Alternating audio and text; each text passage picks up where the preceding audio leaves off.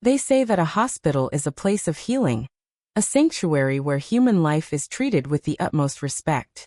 But as I stood in the corridor of St. Jude's Memorial, clutching my medical file to my chest, I didn't feel like a patient. I felt like an annoyance. The fluorescent lights overhead flickered with a cold, buzzing hum, casting long shadows across the linoleum floor. It was past midnight, and the emergency room was a chaotic mess of sirens, shouting, and weeping. Yet, in the middle of it all, a suffocating silence seemed to surround me. My name is Sarah. For 3 years, I had dedicated my life to nursing, working in some of the most difficult conditions imaginable. I knew what stress looked like. I knew what a breaking point felt like. But nothing could have prepared me for the systematic cruelty of Dr. Marcus Vance, the newly appointed chief of the emergency room. Dr. Vance was a man whose reputation preceded him, though not for his medical skills. He was known for his ruthless ambition, his political maneuvering within the hospital board, and his complete lack of empathy for both staff and patients. To him, the ER was not a place to save lives. It was a stepping stone to the chief of medicine position. And tonight, I was standing directly in his way. I had spent the last 4 hours trying to get him to look at the chart of an elderly patient in bed 4. The man was slipping away, his vitals dropping with every passing minute. But Dr. Vance was too busy entertaining a group of wealthy hospital donors in his private office, laughing and sipping premium coffee while the monitors down the hall beeped in panic. When I finally knocked on his door for the 3rd time, the laughter stopped. The door swung open, and Dr. Vance stood there, his tailored lab coat pristine, his expression twisted in absolute disgust. He didn't care about the patient. He cared about his image. "Do you know how much money those people are donating to my new wing, Sarah?" he whispered, his voice dripping with venom. "And you interrupt me for a standard triage case? Get back to work before I have you permanently removed from this floor." I felt a lump form in my throat, a mixture of fear and burning anger. "Dr. Vance, with all due respect, Mr. Abernathy's blood pressure is bottoming out. He needs an immediate central line. If we don't act now, he won't make it to morning." He stepped closer, invading my personal space. The scent of his expensive cologne was overwhelming. "Are you questioning my medical judgment? You are a nurse. Your job is to follow orders, not think. Now get out of my sight." I stood my ground for a fraction of a second, looking into the eyes of the man who had sworn an oath to do no harm. In that moment, I realized something terrifying. Dr. Vance didn't just lack compassion. He enjoyed the power he held over people. He enjoyed watching others beg. Little did he know, the wheels of a massive, hidden machine were already turning, and his empire of arrogance was built on a foundation of sand. To understand how I ended up in that cold corridor, we have to go back 6 months. Before I wore the scrubs of a civilian nurse, I wore a different kind of uniform. I was a captain in the United States Army Medical Corps, specializing in trauma care under the most extreme conditions. I had pulled soldiers out of burning vehicles in active combat zones. I had performed surgeries by the light of a single flashlight, while mortar shells shook the ground beneath my feet. In that world, titles didn't matter. Your ego could get someone killed. The only thing that mattered was brotherhood, trust, and the determination to bring everyone home alive. My unit was a tight-knit family, bound by a bond that civilian life could never replicate. Among them was Commander Jonathan Vance. Ironically, no relation to the corrupt doctor, but a man who represented everything Dr. Marcus Vance was not. Jonathan was the leader of an elite special operations unit, a group of men who operated in the shadows to protect the country from the darkest threats. During a routine extraction mission in a hostile territory, Jonathan's team took heavy fire. He was badly wounded, a piece of shrapnel dangerously close to his femoral artery. I was the flight surgeon who flew into the hot zone to get him out. I remember the smell of smoke, the deafening roar of the helicopter blades, and the slippery feel of blood under my gloves as I worked frantically to stabilize him while the aircraft leaned heavily to avoid anti-aircraft fire. "Hold on, Commander." I had yelled over the noise, my hands steady despite the chaos. "You are not dying on my watch." He had looked up at me through a haze of pain, his grip on my forearm like a vice. "Save my men first, Captain," he had wheezed. "I'll save all of you," I replied. And I did. After that deployment, I was honorably discharged due to a lingering knee injury that prevented me from field combat duties. I chose to return to civilian nursing, wanting a quiet life where I could still make a difference without the constant threat of gunfire. I thought St. Jude's Memorial would be a peaceful transition. I thought I could heal my own battle-weary soul by helping ordinary citizens. But the battlefield shifts, and sometimes, the most dangerous enemies don't wear enemy uniforms. They wear expensive suits and stethoscopes. As I walked away from Dr. Vance's office that night, my heart pounding against my ribs, the instincts of a soldier began to wake up inside me. I was no longer just a tired nurse trying to survive a shift. I was a captain who had just identified a threat to the people under her care. The next few weeks became a living nightmare. Dr. Vance, realizing that I wasn't easily intimidated, made it his personal mission to break me. He knew that if I spoke out to the hospital administration about his negligence, it could ruin his chances of becoming the chief of medicine. So he decided to preemptively destroy my credibility. He began altering my shift schedules without notice, assigning me to back-to-back 16-hour shifts until my eyes were bloodshot and my hands trembled from sheer exhaustion. He gave me the heaviest patient loads, assigning me to the most volatile cases while withholding the necessary support staff. Every time I made a standard request for supplies or medication, it was delayed in the system.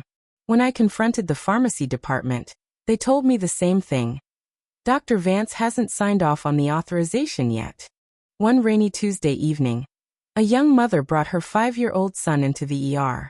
The boy was burning with a dangerously high fever, his breathing shallow and rapid. I immediately recognized the signs of severe sepsis. I ran to Dr. Vance, who was casually reviewing a financial spreadsheet on his tablet. Dr. Vance, we have a pediatric sepsis case in room 3. He needs broad-spectrum antibiotics and a fluid resuscitation protocol immediately, I said, trying to keep my voice calm and professional. He didn't even look up from his screen. Put him on the waiting list. There are patients with better insurance ahead of him. He doesn't have time for a waiting list, I exclaimed, my voice rising, attracting the attention of several nearby staff members. He is slipping into septic shock. If we don't start the 4 now, his organs will begin to fail. Dr. Vance slowly lowered his tablet. He stood up, using his height to tower over me. The look in his eyes was pure malice. Are you raising your voice at me in front of my staff, Nurse Sarah? Let me remind you of your place. You are a replaceable cog in a very large machine. I am the brain of this department.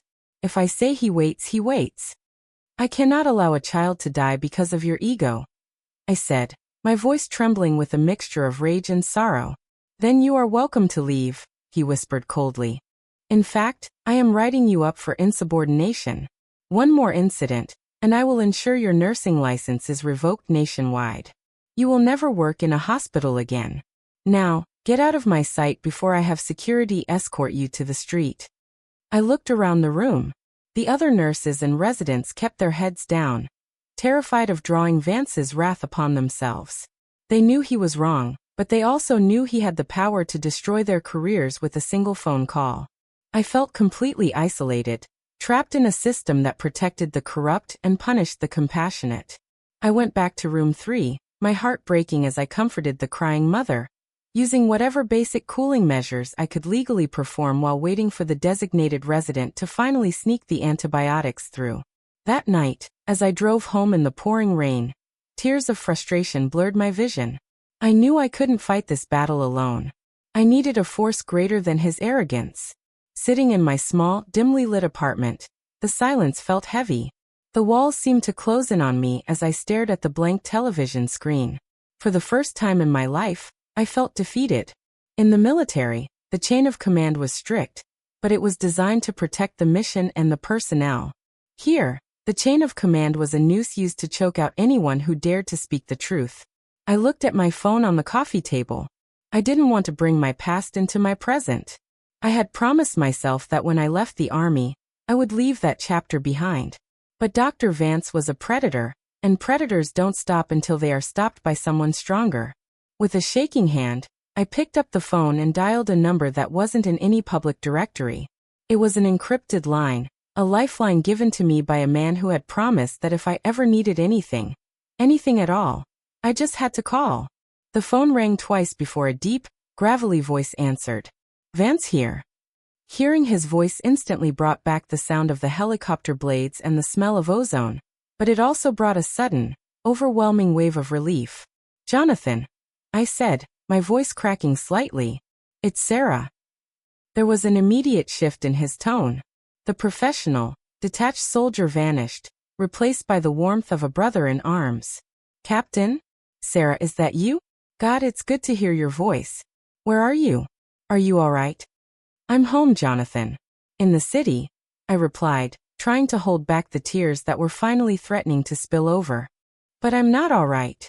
I'm in trouble, and I don't know who else to turn to.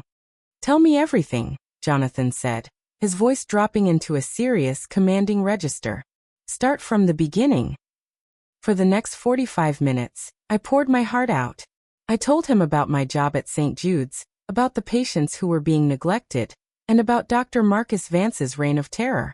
I explained how he was using his political power to manipulate records, endanger lives for profit, and how he had threatened to destroy my career and license because I refused to let a child suffer. As I spoke, I could hear Jonathan's breathing become slow and measured, a sign I knew well. It was the calmness he maintained right before launching a devastating assault. When I finally finished, the line was quiet for a long moment. Did you say his name is Marcus Vance? Jonathan asked, a dangerous edge to his voice. Yes, I confirmed. Chief of the emergency room. The world is a very small place, Sarah, Jonathan said softly. It turns out, Dr. Vance has been under a quiet investigation by federal oversight authorities for a while now regarding misallocation of medical grants. But they lacked an inside witness with a flawless record to expose his operational negligence. You just gave us exactly what we needed. What are you going to do? I asked, a spark of hope finally igniting in my chest. You've spent your life saving people, Captain, Jonathan replied firmly. It's time someone saved you. Go to work tomorrow. Act normal. Let him do whatever he plans to do. My team and I will handle the rest. And Sarah? Don't worry about your license. By this time tomorrow, Dr. Vance won't even have the authority to manage a parking lot. The next morning, the sun rose over the city, casting a brilliant golden light that contrasted sharply with the darkness clouding my mind. I put on my uniform, tying my hair back with precise, military neatness. I looked at myself in the mirror. The exhaustion was still there, etched deeply under my eyes, but the fear was gone. It had been replaced by a quiet, steady resolve. I knew that today would be the final showdown. When I arrived at St. Jude's Memorial, the atmosphere in the ER was incredibly tense. Word had spread about my confrontation with Dr. Vance the previous night. The other nurses looked at me with a mixture of pity and admiration, but most kept their distance, afraid that whatever curse Vance had placed on my career might be contagious. Dr. Vance arrived at 8 a.m. sharp, looking smugger than ever. He walked past the nursing station, deliberately pausing to look at me. He flashed a condescending smile that made my stomach turn. Nurse Sarah. I see you've decided to show up for your final shift, he said loudly enough for everyone to hear. I've already submitted the paperwork to the administration board. By noon, your suspension will be official, pending a full review of your widespread insubordination. I didn't blink. I didn't back down. The board requires a full hearing, Dr. Vance. You can't just unilaterally suspend a staff member without due process and a review of the department's medical outcomes. He laughed a sharp, ugly sound. I am the board's golden boy, Sarah. I brought in $3 million in donations just last night. In this hospital, my word is due process. You are nothing but an entitled, insubordinate liability. Enjoy your last few hours of wearing those scrubs. He turned on his heel and marched into his glass-walled office, slamming the door behind him. I took a deep breath and went about my duties. I checked on the patients, updated their charts with meticulous detail, and ensured that every single procedure I performed was perfectly documented. I wanted my final records to be flawless. By 11:30 a.m., the tension in the department had reached a boiling point. The air felt thick, like the moments right before a massive thunderstorm breaks. I was at the central nursing station, reviewing a lab report, when I heard the sound of heavy footsteps echoing down the main hallway. It wasn't the sound of standard hospital security or hurried doctors. It was the synchronized, heavy thud of combat boots. The entire ER went dead silent as a group of 6 men turned the corner, walking with absolute purpose and military precision. They wore tactical gear, their faces grim and unreadable, led by a tall, imposing man with a silver star pinned to his lapel. It was Commander Jonathan Vance, flanked by a federal oversight officer holding an official legal briefcase. The arrival of the tactical team sent an immediate shockwave through the emergency room. Patients stared from their beds, and nurses froze in mid-motion, holding syringes and clipboards. The sheer presence of these men commanded the space completely, shifting the entire energy of the room from a chaotic hospital floor into a highly controlled secure zone. Dr. Marcus Vance, noticing the sudden silence and commotion outside his glass office, threw his door open. His face was flushed with anger, his eyes wide with disbelief as he looked at the armed men standing in his department. "What is the meaning of this?" Vance shouted, stepping forward, trying to assert his authority. "This is a secure medical facility. You can't just march into my ER with weapons and tactical gear. Who is in charge here?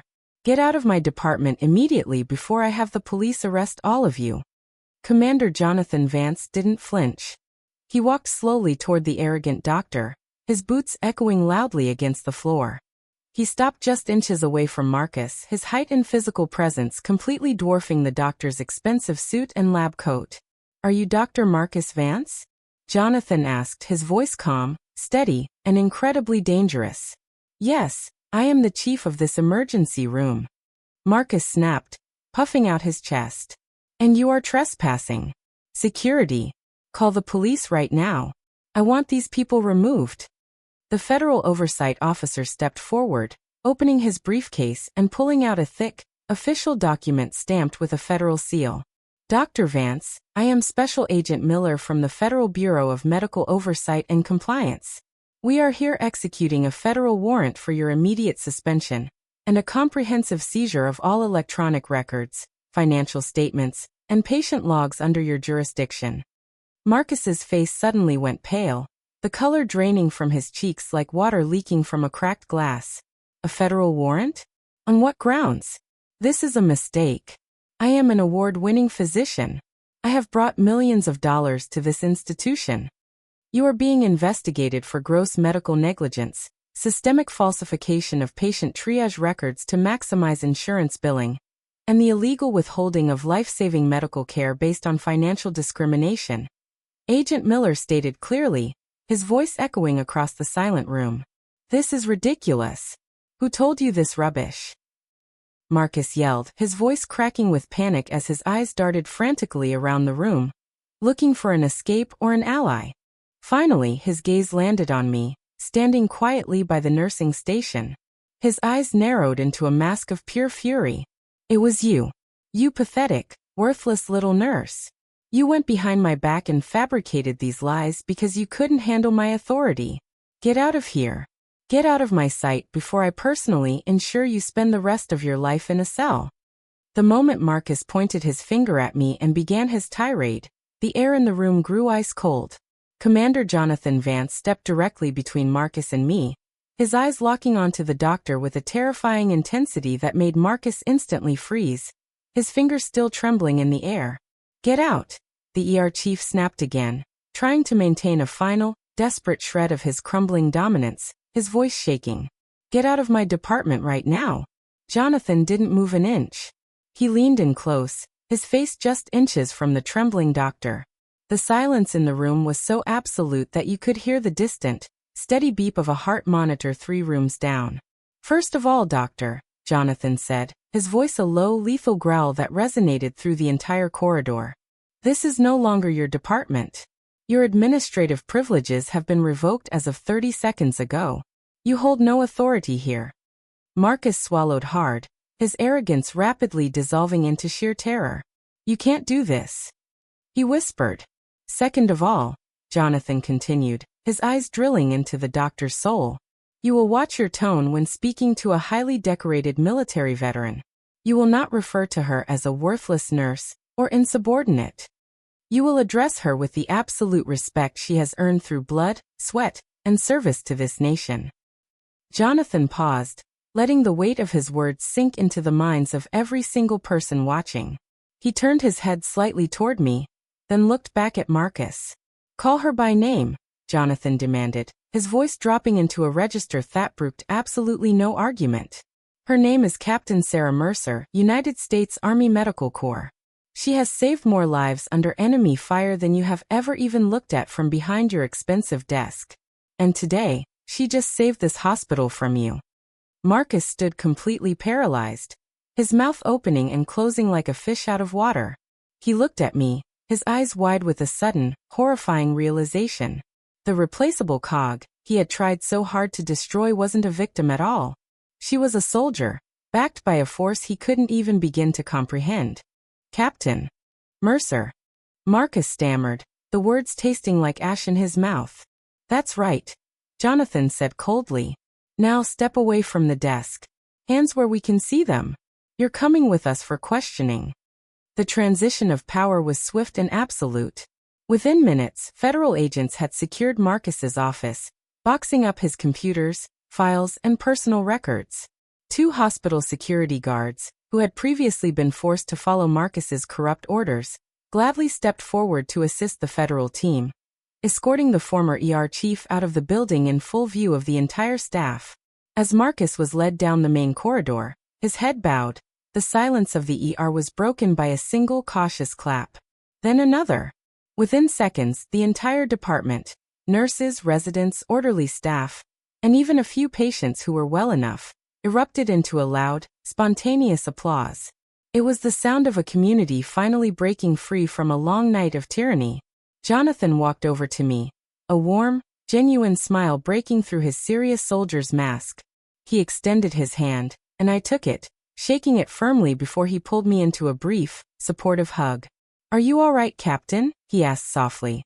"I am now, Commander," I said, a tear of relief finally escaping my eye. "Thank you. You have no idea what this means to everyone here." "You did the hard part, Sarah," Jonathan said, looking around the room. "You stood up to him when you had everything to lose. You protected your patients, just like you protected my men on that field. The hospital board has already been notified of the full situation. They are completely horrified by what Marcus was doing under their noses, and they want to make things right." Later that afternoon, the vice president of the hospital board arrived in the ER personally. He walked straight to the nursing station and requested to speak with me. "Captain Mercer," the executive said, his tone incredibly respectful, "we cannot apologize enough for the toxic environment and danger Dr. Vance subjected you and our patients to. Your courage in coming forward has saved this institution from a catastrophic disaster. We want to ensure that this department is never run by fear again." He took a deep breath and continued. "With Dr. Vance's immediate termination, the position of ER chief is vacant. We know you are a trained trauma specialist and an exceptional leader. While the medical chief role must go to a senior physician, we want to create a brand new position. Chief Director of ER Operations and Patient Advocacy. We want you to run the administrative and care standards of this department, Sarah. We want you to make sure that patients are always put first." I looked at the staff members who were watching me, their eyes filled with hope. I thought about the elderly man in bed 4, and the young mother with her sick child. I knew that my journey as a soldier wasn't over. It had simply evolved. "I accept," I said firmly. "But on one condition. We rewrite the department protocols from scratch. No patient is ever turned away based on their insurance, and no staff member is ever silenced for speaking the truth." The executive smiled and shook my hand. "Agreed." Months passed, and the emergency room at St. Jude's Memorial underwent a complete transformation. The heavy, suffocating atmosphere of fear and anxiety was entirely replaced by an energy of collaboration, mutual respect, and dedicated healing. The glass walls of the chief's office, once a symbol of isolation and judgment, were now always open, allowing transparency and communication to flow freely throughout the floor. Dr. Marcus Vance's trial became a major national news story. The evidence provided by the federal oversight team, heavily supported by my detailed logs and testimonies from other staff members who finally found the courage to speak up, left him with absolutely no defense. He was stripped of his medical license permanently, his assets were frozen, and he was sentenced to a lengthy prison term for fraud and reckless endangerment. His empire of arrogance had completely collapsed, leaving behind nothing but a cautionary tale of what happens when greed consumes compassion. I sat in my new office one quiet evening, looking out over the bustling but orderly ER. The monitors beeped softly, a steady, comforting rhythm of life continuing safely under our care. The staff moved with confidence, knowing they were supported, valued, and protected by a leadership that stood with them, not above them. Jonathan and his team occasionally checked in on us, a quiet reminder of the unbreakable bond shared by those who serve others. Every time I saw a soldier or a veteran enter our doors, I made sure they received the highest level of care and honor they deserved. Looking back on that dark night when I was told to get out, I realized a profound truth about life, justice, and human nature. Arrogance may build high walls, and power may create an illusion of invincibility, but true strength doesn't come from a title, a large bank account, or the ability to intimidate others. True strength lies in integrity, in the willingness to stand up for the vulnerable, and in the quiet courage to speak the truth even when your voice shakes. Position and authority are not weapons to be used to diminish others. They are profound responsibilities meant to uplift, protect, and serve the human community. When we lose our empathy, we lose our humanity. And in the end, justice has a beautiful, undeniable way of leveling the playing field, proving that those who fight with love and truth will always outlast those who rule with fear.